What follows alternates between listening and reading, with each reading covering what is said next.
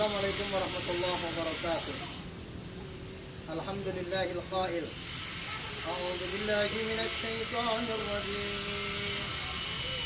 Taha ma anzalna 'alaikal qur'ana litashqa.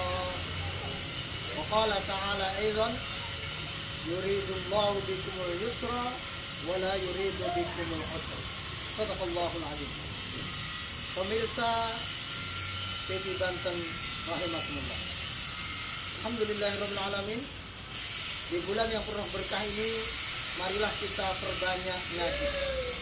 Karena dengan ngaji maka kita akan tahu diri. Hadirin rahimakumullah, pemirsa dimanapun Anda berada. Suatu hari ja'a salatu rahtin ila azwajin nabi. Datang 3 sahabat kepada istri-istri Nabi.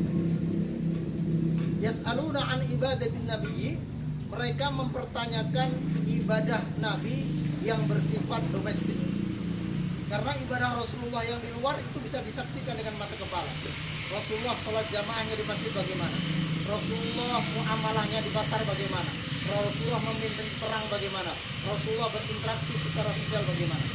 Tetapi ibadah-ibadah yang domestik, sholat tahajud, ahwal apal di rumahnya, hanya istri-istri Rasulullah yang tahu, dan hanya sahabat-sahabat spesial seperti Abdullah bin Mas'ud, seperti Anas bin Malik yang tahu.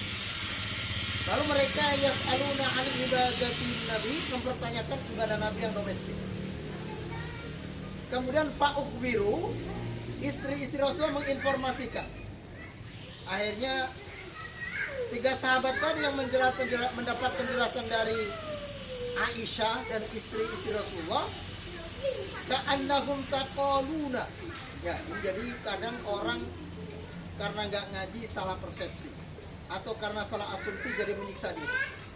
Akhirnya 3 sahabat tadi pulang dengan asumsi, dengan pemikiran yang kurang tepat. Yang pertama, qala ahaduhum, sahabat yang pertama tadi mengatakan, wa ana usolli al-laila abadan wal arqud. Pokoknya sebagai bentuk mahabbah saya, cinta saya, ittiba saya kepada baginda Rasulullah, sepulang dari tempat ini saya mau sholat malam semalam suntuk sepanjang masa tidak pakai tidur. Wa qala al-akhar, kemudian yang kedua ini enggak jago sholat malam. Yang kedua mengatakan, wa ana asumud dahra fala uftir. Wah, saya kalau sholat malam nggak kuat, tapi saya jago puasa. Maka sebagai bentuk mahabbah cinta saya kepada Rasulullah, saya mau puasa tidak cuma Senin Kemis, tidak cuma Ayyamul Bait, tidak cuma puasa hari Arafah dan hari-hari yang disunahkan, bahkan saya akan puasa sepanjang masa wala uftir. Ini asumsi yang kedua.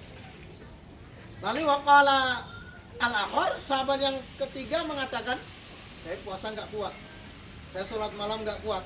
Dia mengatakan, wa ana a'tazilun nisa'a fala atazawwadu abadan. Saya akan akan jomblo, tidak menikah sampai mati sebagai bentuk ittiba saya kepada Rasulullah.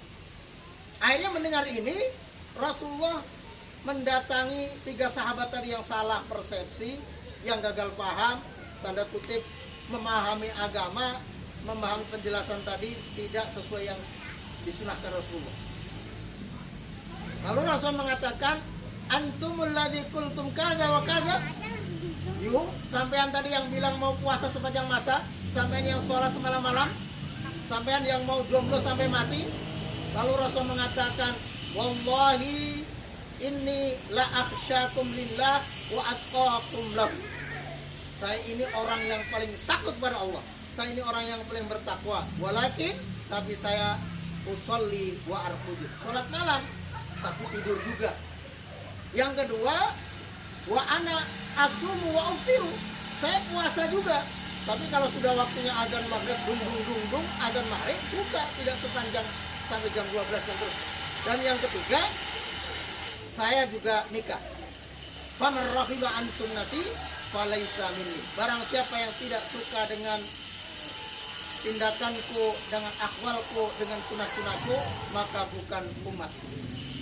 Jadi pemirsa rahimahullah, as-shaimin rahimahullah, ibadah tidak hanya berdasarkan hiro, tidak hanya berdasarkan semangat doang, tapi ada koridor, ada aturan, ada syariat yang harus dijalankan. Semangat salah satu yang harus kita punyai, hiro salah satu, tapi ittiba dan syar'i juga harus kita perhatikan.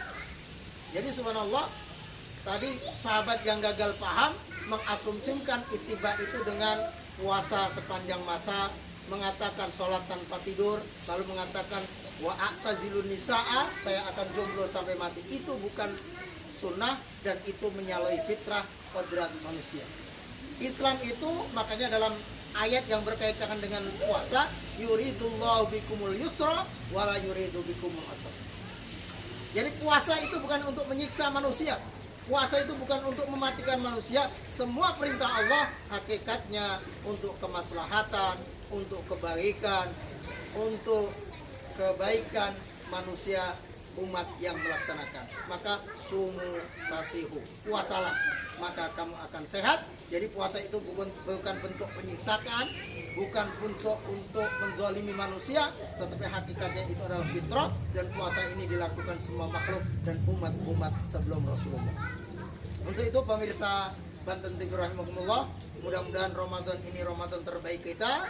Allah terima amal ibadah kita, Allah terima saum kita, Allah terima tilawah kita, sehingga nanti kita dapat menjadi benar-benar fitrah, bersih hatinya, bersih fikarnya, bersih jiwanya, dan kita sampai 1 Syawal tadi minal aidin wal faizin wal makbulin. Demikian yang dapat kami sampaikan. Selamat melaksanakan buka puasa. Mohon maaf lahir batin. Hadanallahu wa iyyakum ajma'in wal afu minkum. Assalamualaikum warahmatullahi wabarakatuh.